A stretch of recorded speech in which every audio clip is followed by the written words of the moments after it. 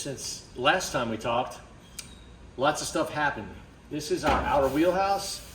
We've got our trunk extension panel welded in that we fabricated. Pretty happy with that. So now we've got nice fresh metal for our outer wheelhouse to weld to. Nice fresh metal for the bottom of our quarter panel. Our quarter panel fits into our rocker panel channel, but this is what we fabricated as well. Fits in there nicely. We're happy with all that. So we've been really trying to get everything fitted on this guy, because this needs to be welded in before we can weld the quarter panel, because everything sets here.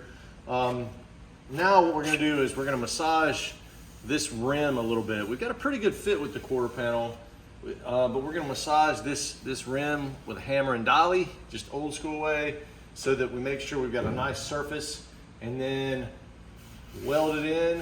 I've done a lot of wire wheeling actually. I took the old brace out of here, which was rotted. We're going to make a new one that goes in that. So the next time you see us, we will be happily welding instead of grinding. So today will hopefully be a grind-free day, but probably not.